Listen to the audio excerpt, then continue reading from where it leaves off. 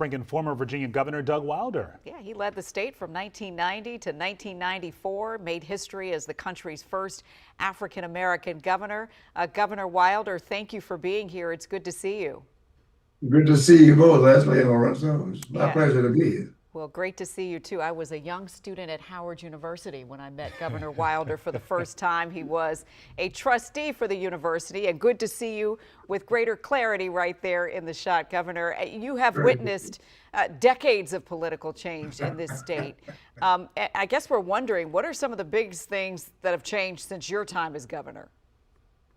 The people, in terms of paying more attention to what's going on, knowing that how important they are, and to not see them taken for granted, and no one does take them for granted. Pollsters, as has been pointed out earlier, they can be wrong. You can take a poll today that says one thing, depends on how you ask the questions. It'll say something totally different tomorrow. So I do think this, though, that we do need to watch the money. And I've always said that, where does the money come from? Who's going to be talking about saving money, and who's going to be talking about government being run at the best possible level without wasting money, and certainly without high taxation? So the people are really involved, and I like seeing that more than ever. Yeah, so we know you made history when you were elected governor back in 1989, and whoever wins tonight's race for governor will also make history. We'll see that play out in Virginia again. So do you think Virginia has made any progress when it comes to diversity and representation in political leadership? Yeah, I do think so, but I do think this, and I'd be less than honest if I didn't say it. But when you got government leaders attacking DEI as if it's some vicious thought that came from the minds of people who were plotting evil, when all it means is diversity, equity, and inclusion.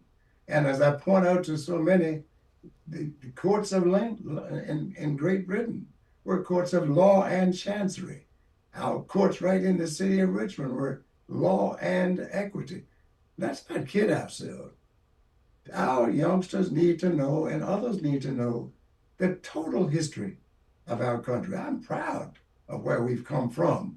I'm proud to see that we're going forward, but you cannot ignore the past. And one of the things I don't like about some of the leadership that we've witnessed in Virginia is to attack without real reasons or good enough reasons to say, why shouldn't we know more about inclusion and equity?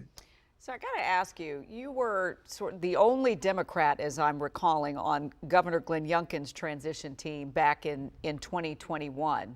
And I'm wondering, as you reflect on that time, what would you say is the biggest challenge facing the next governor of Virginia? There always will be money in terms of how difficult it is, but it also is going to be a matter of bringing people together. I used to say, and I've said it on a number of occasions, and I say it now, I don't mean reaching across the aisle. I never saw the aisle. I never looked upon people as Republicans or Democrats. I don't look upon them now as black or white. I look upon them as citizens. And I want to know, what can we do together? What reasons can you give me for not supporting the issues that I want? And I can give you the reasons why I'm not supporting your issues, but not let this rest just in partisanship. Virginians don't want that. The people of Virginia want real leadership, which is a tautology because it defines itself. Yes, how do you bring people together after this? I know on one of your blogs you mentioned Jay Jones' texting scandal. You called that disgusting. You talked about Winsome Earl Sears and her performance during the debate, deplorable. These are leaders here. These are people who are on the ballot tonight. So what do you do with that? How do you move forward? The people will adjust. It'll take them some time, but they are always ahead of the leaders because they are experiencing what's out there. They're experiencing inadequate housing, the high cost of living. They know what it means to have transportation that is inadequate as well.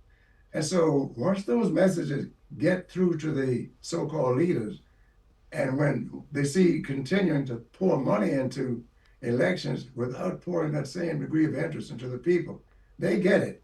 The real issue is who can we have representing the people to the extent of knowing that they need listen to the people more.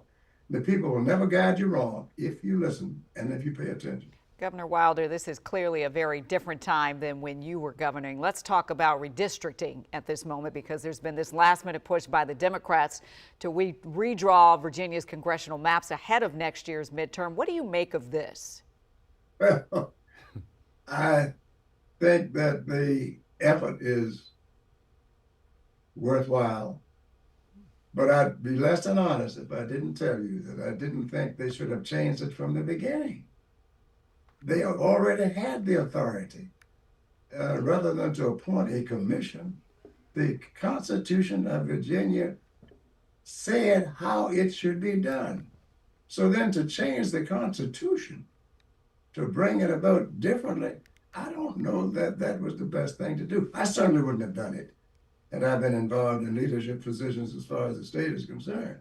And so how this is going to play out, one thing is going to have to be interpreted by the state Supreme Court as to whether, in fact, they've gone along the lines of the Constitution. Does the Constitution need to be changed again? And that is not that's not the easiest thing to do. And so it's not just a matter of flipping a coin and saying, well, this is where we're going.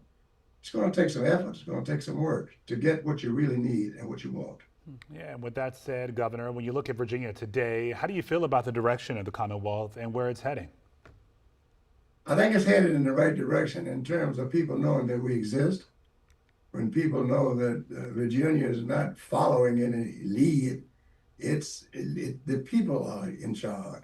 When you see what's happening at our airports, when you see what's happening right in Virginia, as it relates to what's going on in terms of not just flights and travel, but the seat of government is right here.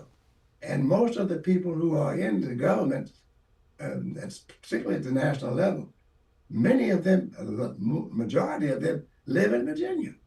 And so Virginia is a player, more than just a player to say yes or no, but a player to maybe say, no, this is how we can do it, this is how we should do it, and to have that continuing outreach to listen to the people. So I think Virginia is always going to be a player.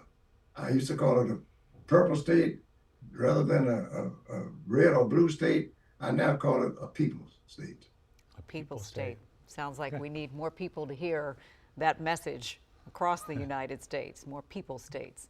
All right, Governor Wilder, always good to talk to you and great to see you. Thank you for your time tonight. Thank you both, Leslie and Lorenzo. It's good to see you both, and God bless.